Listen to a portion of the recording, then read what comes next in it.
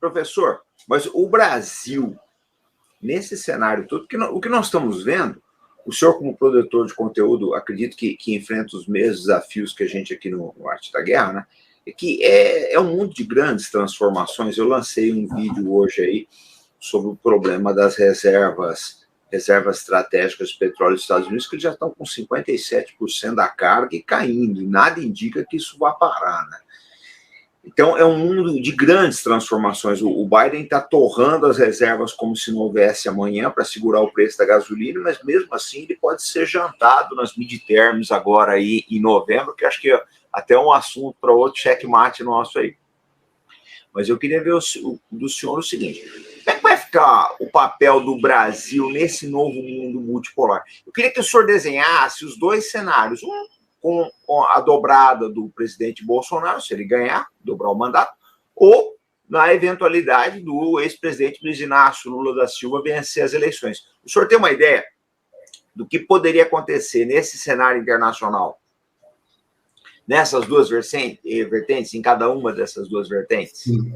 O que ocorre, comandante? Veja bem, essa colocação sua sobre as reservas estratégicas de petróleo, né? Eu já venho comentando, desde que o Biden assumiu, que ele vem sabotando as questões estratégicas americanas. Lá eu dou vários exemplos sobre na área militar e também nessa parte. Mais um detalhe, né, comandante? Essas reservas estratégicas não têm sido usadas necessariamente dentro dos Estados Unidos para controlar preço, não. Ele tem mandado petróleo até para a China, tá certo? Se o objetivo dele fosse resolver o problema da inflação, ele não teria vendido petróleo para a China e para países de fora dos Estados Unidos. E mais um detalhe, aqueles que estão acompanhando sabem, eu comentei lá atrás, quando Biden assumiu, né, ele cometeu um erro, que na verdade não é um erro, porque não é ele quem manda, ele deu uma esnobada no Mohammed bin Salman, que é o presidente... Pagou caro, hein, professor? É isso aí, MBS, famoso MBS, né? Ele que, na verdade, é o príncipe herdeiro, mas é ele que manda na Arábia Saudita, né? Sim. Então, quando o Biden esnobou o MBS, e dizendo que só conversaria com o rei, não conversaria com o príncipe, ele comprou uma briga com a Arábia Saudita, que é um tradicional aliado dos Estados Unidos, com mais um detalhe, comandante. Foi a Arábia Saudita e os países árabes que ancoraram o dólar quando ele estava solto, sem atrelamento ao ouro, né? Foi o petrodólar, né? Os Estados Unidos, num acordo com eles, conseguiu criar uma situação de demanda pelo dólar que não existia. Ou seja, você só pode comprar petróleo se for em dólar. O mundo inteiro saiu atrás de dólar para poder ter dinheiro para comprar petróleo.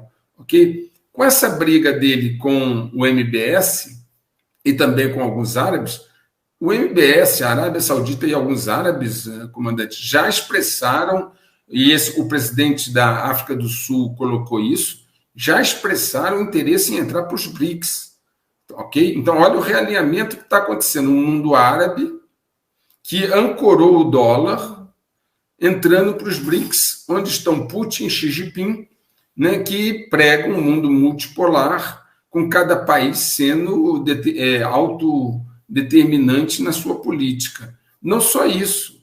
Acontece ainda mais um ponto de relevo nessa mudança, que é a colocação do petróleo sendo vendido em outras moedas que não só o dólar, que é aquela âncora que acaba deixando de existir. No momento que a Arábia Saudita começar a vender petróleo em yuan, como o Irã já vende, a âncora do dólar ela começa a ficar deprimida e muito baixa.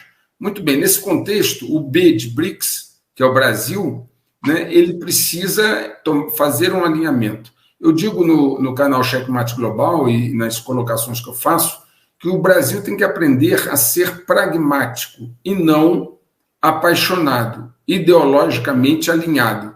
O que nós ganhamos nessas décadas todas de alinhamento automático com os interesses dos Estados Unidos? Nós não recebemos tecnologia estratégica, pelo contrário, fomos sabotados em termos de tecnologia.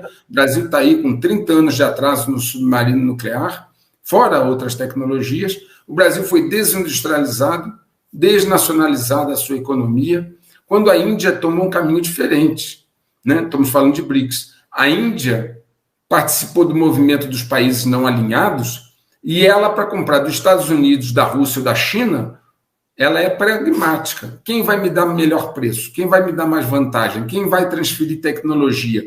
Quem vai implantar fábricas aqui no meu país? Então, essa abordagem pragmática da Índia se mostrou muito mais eficiente. Um país que se tornou independente em 47, hoje é uma potência espacial e uma potência econômica. Nós estamos com 200 anos de independência, não somos potência espacial, não somos potência mais econômica, a nossa economia caiu, e nunca fomos potência militar, potência armada. Então, o que nós precisamos olhar para frente, comandante? É uma política de pragmatismo, uma política de resultados. Se o Bolsonaro, e aí agora fazendo os dois cenários que você solicitou, se o presidente atual for reeleito, a questão não é ele, o cargo em si.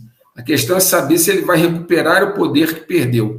Hoje o presidente brasileiro é um dos presidentes na história da República que menos tem poder, né? Ele é incrível, hoje ele não tem poder decisivo nem sobre um departamento do Ministério da Justiça, que é o Departamento de Polícia Federal.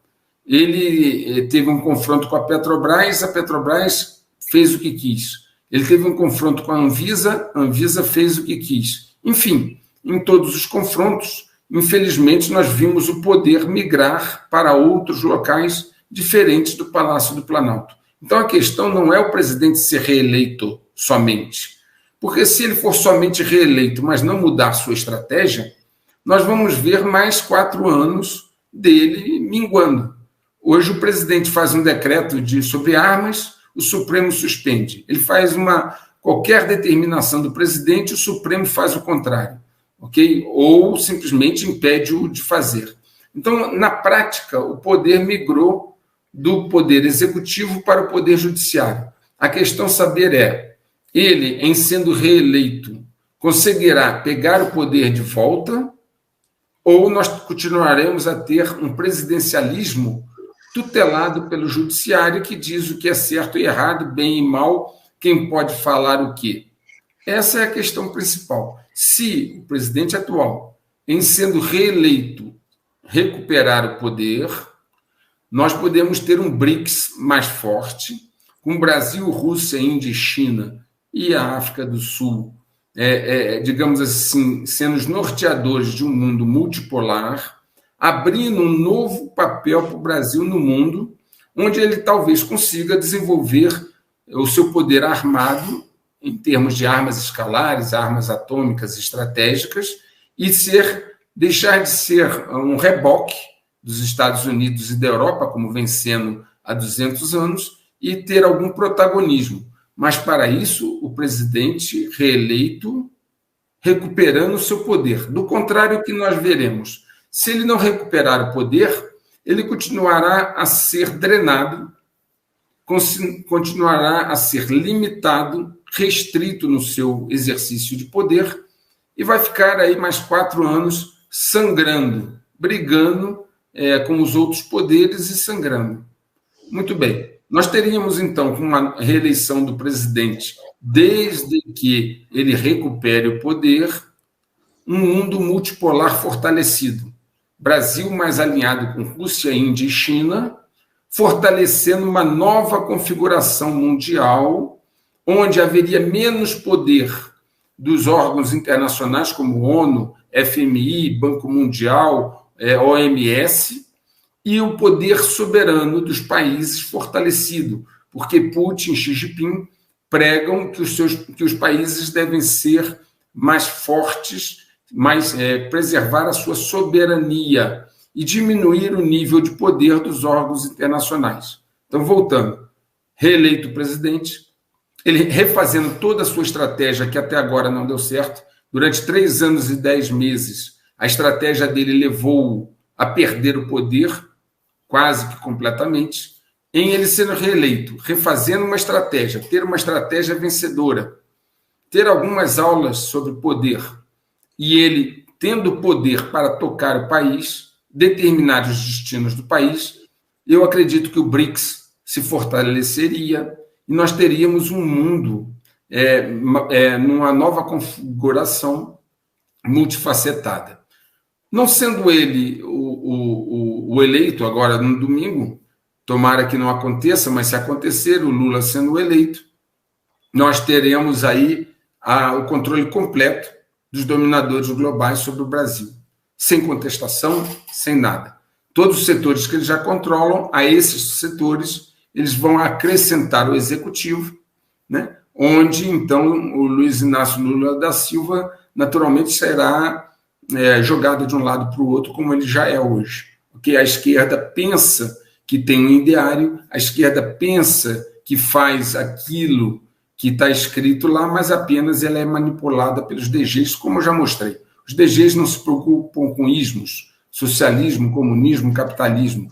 Ambos, todos eles, desde que cumpram o seu ideal, eles manipulam. Nesse cenário, nós teríamos uma aceleração profunda da agenda globalista, profunda, com controle de mídia, com total infiltração e desvirtuamento das Forças Armadas, neutralização da capacidade das Forças Armadas de fazer qualquer coisa, ok?